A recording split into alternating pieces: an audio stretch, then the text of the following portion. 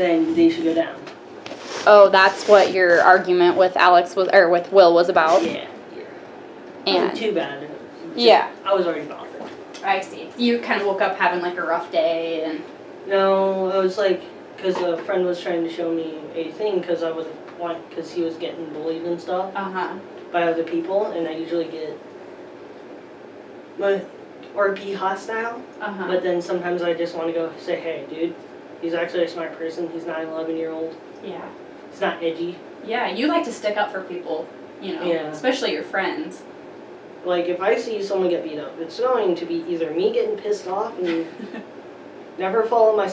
If you know about me, I'm kind of like the Sands. I sit there, wait until a certain point, I can be totally ruthless. Okay. Because... Was the outcome of that ever very good? No. No, and we've talked about that. That's why it's like, that's why I said at a certain point, if I blow up, that's when I'm ruthless. Yeah, and how do you feel like you have kept yourself this year from blowing up? Fairly well, except for that Thursday. That one Thursday was kind of a rough day. Yeah, that just... I was so stressed it blew up on everyone around me. Yeah. That happens. You know, we all have rough days where it's hard to remember the strategies and the different things that we work on to keep ourselves from getting there. But what types of things do you feel like you've learned to help yourself, to keep yourself from getting there? I've just been learning to talk about my stuff and learning. Yeah, you're a lot more open. Like since we have started meeting, you. I was like the autism kid. I was just that autism kid that didn't really care. I'm not like Willie or Sammy, but yeah. Sorry. I'm minor autism, and I just sit there and go, woohoo. Yeah. But you're learning to deal with difficulties in life really well, Ashton. I think I've seen so much growth from you since last year.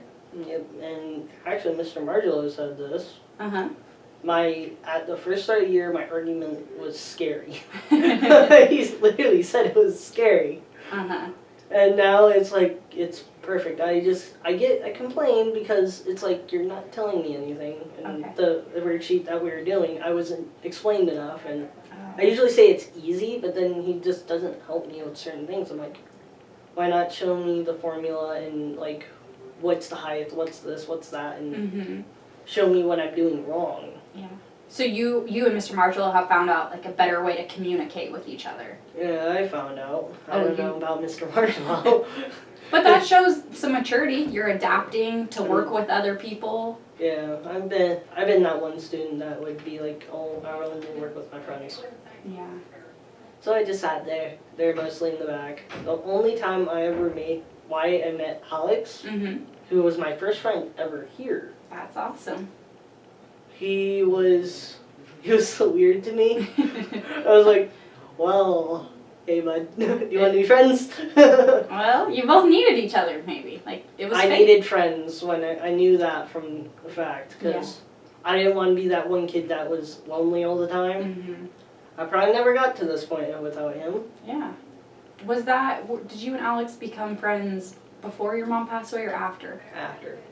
So that was really like special probably to make that friendship when you were going through that hard time. Yeah, because we moved like a little bit later, and I did have friends, but it was like over at middle school over there. I usually walked on my own, and I was like, cool. Yeah. Walked through a blizzard by myself. A blizzard? Yeah. Oh my goodness, that's not safe. I'm not safe at all. You're a risk taker. Yeah, I can take a ton of risks, because if I really wanted to, I could have walked all the way from my house, which was all the way on the other side of the town, all the way to middle school. Yeah. In that snow, and I wouldn't have cared. Really? Yeah. What about your dad? I'm sure he would have been worried. Yeah, he was way worried. He was like, some guy was like, hey, I don't care, I don't trust strangers. Yeah.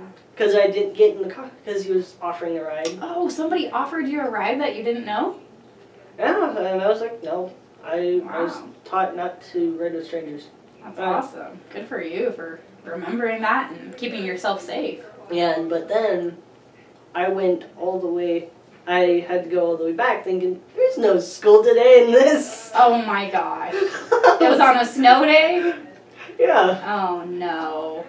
But I was home by my dad got home calling. I wasn't that far though. Speaking of your dad, how are things at home with you, Savannah, Dad? Savannah talks a lot more, but I try to stay out of their conversations and stuff. Yeah. But Dad's been stressed. Your dad's been stressed? Yeah, I can tell. She doesn't leave him alone. That's the problem. He's the one that you need to leave alone to calm down and then talk about it. Mm-hmm. If he gets angry, leave him alone again, then talk about it again. It's a time-based thing. Yeah. It's kind of like my thing. I was just going to say that. Do you kind of recognize that about yourself, too? Mm-hmm. I knew that from the matter of fact. I knew that. I know my dad because I basically have his genetic of that. Mm-hmm. You guys are very similar. Yeah. Yeah. I think I took a lot of things from my dad, even my height. Your dad's a really nice guy. Yeah, he is. But it sounds like maybe some communication between you and Savannah have gotten better? A little bit. I'm maturing so much, it's not. You really are, yeah. And I think, anytime somebody new moves into your home, it takes a while for you to... Yeah, it takes a while to gain the trust, but I don't tell this to anyone, not even the parents. Because they told me that don't. But they're leaving me next weekend. They're going to leave me home alone. Oh, have you never been home alone? Not specifically like this, because they're going to jackpot. Oh, okay. So maybe like overnight you're going to stay. No, I'm staying for basically the whole weekend. Gotcha. On my own. Well, that's pretty cool, because maybe that's their way of showing you they feel like you've matured enough. No, they just knew that I was the best candidate, and so they're just giving me that trust, so don't break it. So how does that make you feel? It's going to make me feel special if I do it all correctly. That's so cool. Good. Yeah, so So what do you plan to do on, your alone time? You kind of have the house to yourself? Yeah, I'm probably going to do the same old thing like I usually do, but I'm going to change a little bit about things, and I'm going to think a little bit more. I'm going to take Piper out. I'm going to learn how to do that. I'm going to set times, except at school, because I need to do that, and then I can go over and take Piper out. Nice. And then, because they whine that she needs to go out more, but it wasn't really that. It's that you need to wait until she wants to go. She always wants to go. So you need to wait for her to go to bathroom and stuff. So if she won't poop, then you just have to wait a couple more hours, then she'll be ready. I see. Yeah, having a pet is so important, with maturing and learning a responsibility, isn't it? Yeah. I just don't get how I work with the dog better than them. Well, that's because Savannah's always followed by Piper, the dog, so she's just always followed. And yet she still doesn't notice that, hey, she doesn't need to go outside. She just wants to be with you, or just wants to go all outside, outright, because she likes outside. Yeah, definitely. Well, I'm excited for you to have the opportunity to, show your parents that while they're gone, you can be responsible and take care of what you need to at home, but still have a good time. Yeah, I can. I've been playing Smite recently, so, apparently there's a scarab god named Kefri. Oh. He was apparently the Dawnbringer. I love him to bits, because he's super tanky. Gotcha. I was so happy. The first time I won was actually the first game I got him. Okay. And I was so defensive, I could just sit there and tank. And then I found out I could just use his ultimate ability just to revive myself. Yeah. Because after a little bit, he can revive about a percentage of his health. Oh, okay. And then I can just run off with the abduct. Nice. Is that a computer game or an Xbox game? Xbox computer game. Nice. And PS4 game. Cool. So remember when you were here and we had kind of been talking about gaming is your thing, and that's totally awesome, but maybe to try to get outside and spend some... I've been, actually. You have been? I've been with... Actually, I spent Easter, which I didn't know about, with William's parents. And William, we had an Easter egg hunt. That's so fun. And it was actually creative, because they actually hid it in places I wouldn't expect. Oh, cool. So it was more age appropriate for a high school kid. So what they did was hide a green one near a big patch of grass. Inside, camouflage. Yeah, in near a tulip. Oh my gosh. I'm sitting there going, wait, what? Paula had to go over and say, hey, I can't take this anymore. Oh my goodness. Pulled it out, and I'm like, wait, what? Because you guys were missing it? Yeah. Oh, that's funny. And then they were trying to trick me in order to find it, but then I had to find it myself because I hit the eggs that time with Seth Bannister. Oh, okay. And then, so I hit one right near the tulip. They found the one that's all near. Apparently, they found 3 out of nowhere. But then I looked, popped it out. That's funny. They were like, "There's no egg here. There's no egg here. You don't patent it down. You have to actually go down in there." Yeah. Well, that's so cool. I'm glad that you know, that's so positive. You got the outdoor experience. You were outside in the fresh air. Yeah. You were spending time with your friends, doing something besides gaming. Yeah. Like, that's awesome. What other types of things have you been trying to do? We actually do card games over there. I've been going out there most of the time, so I'm learning how to cook and stuff as well. Oh, yeah. That's awesome. They're actually going to take me for 3 weeks to learn how to cook. Really? Yeah, they're going to get me a little recipe book. Uh-huh. So that I can just write in, and I can just write in it and do what I can. That is so cool. Yeah, you had told me you were kind of interested in cooking, like maybe that as a career later down the road or something? Yeah, it was like a career later if everything is not going well. Yeah. I could be a good cook. Nice. Because I do learn and adapt pretty well to cooking. Definitely. Like, what other types of things do you think, like a good cook, what types of skills would they need? They would need a lot of patience, rather.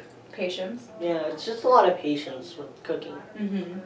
And it's having to sit there and wait for a long time. Yeah. So what I would play on my phone of, like, it's fish sticks, because you have to wait 8 minutes until you have to flip them. Uh-huh. Then you would have to go all over again with Yeah. another 8 minutes so they could cook on the other side. Yeah. Then they're done. Then it's just a lot of patience for me to do certain things. Like, I have to remember to take things out and clean things and do all the stuff. Oh, yeah, that's a big part of it, too, the afterwards cleaning up. Yeah. Yeah. And they go like, "Oh, clean your stuff up." It's like, it's not my mess. It's my dad's. I won't clean anyone else's messes. Okay. But I will put them away because that's my job at home. Oh, okay. Yeah, that's part of being in a family, right? You kind of help each other out. Even if it's not your mess all the time, you're there to help. I just don't clean and do that much because I don't think I'm really good at it much.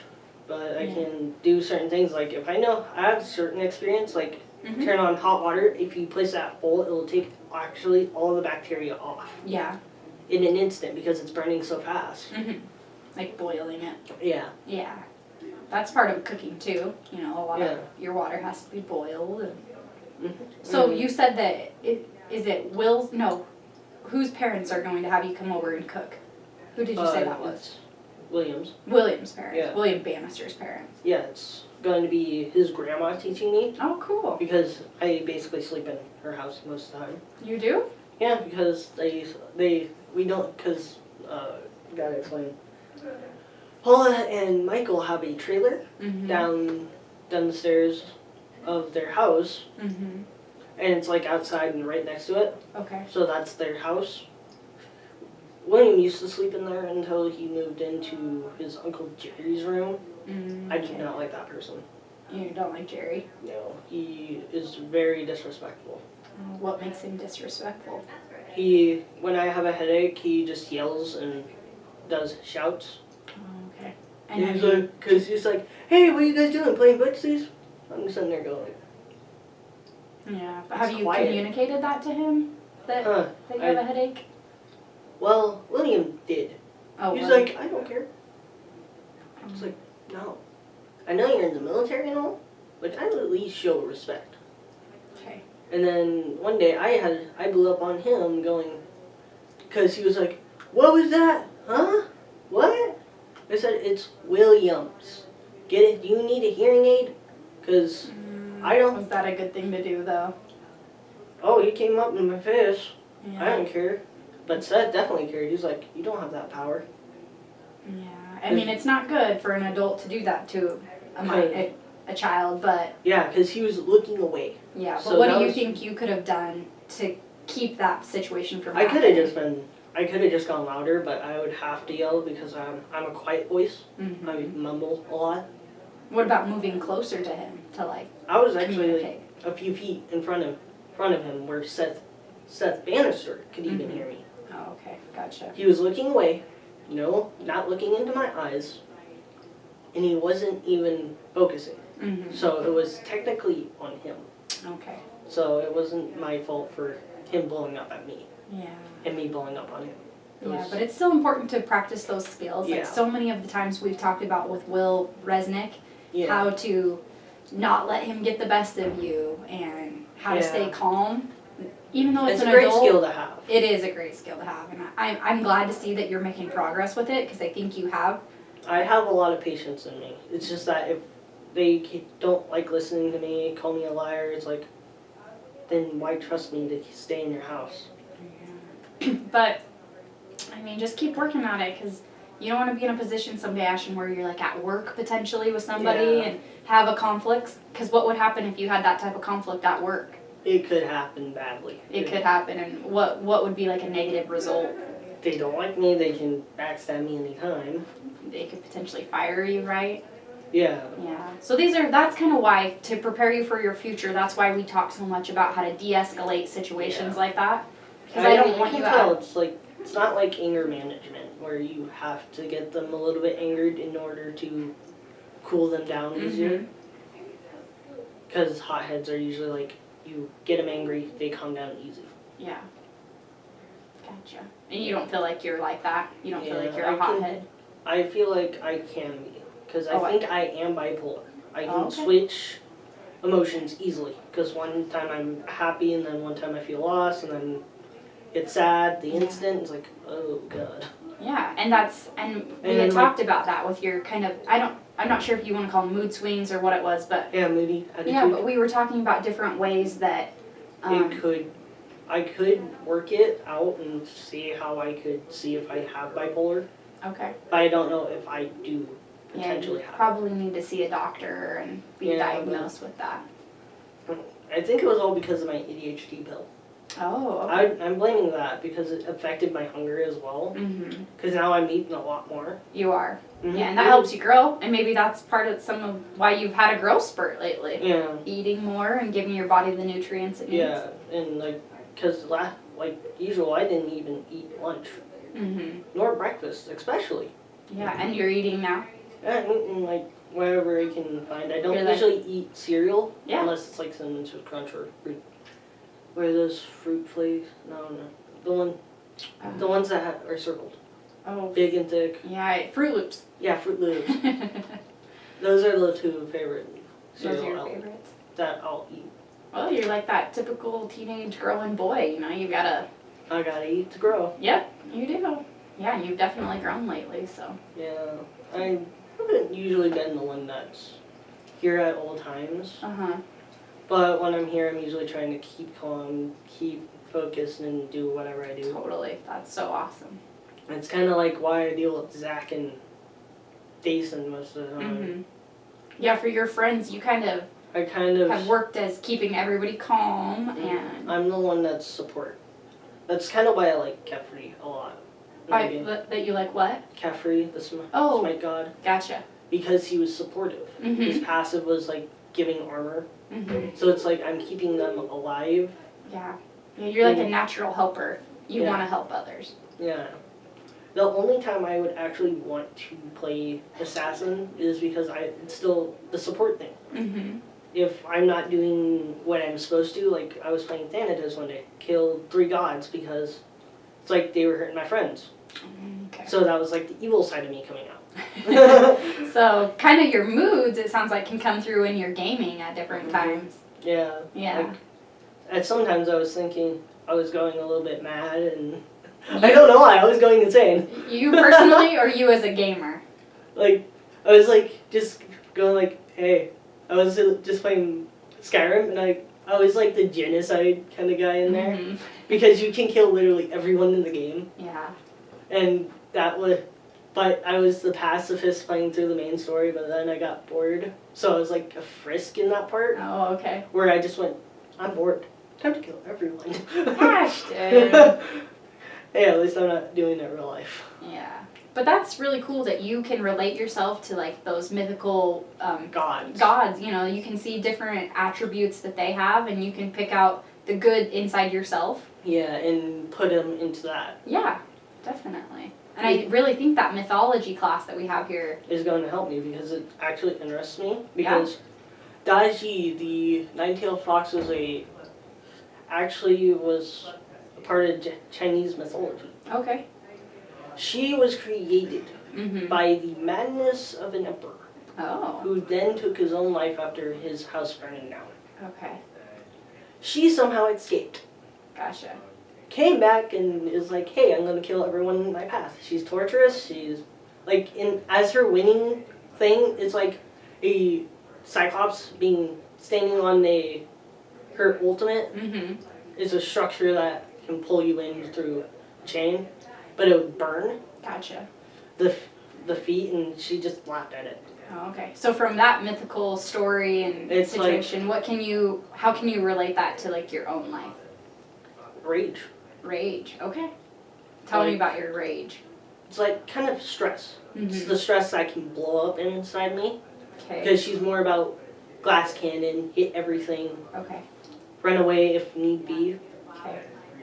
Like the other one, like she has, like another one in Japanese mythology, there was a zombie girl who was in the land of the dead.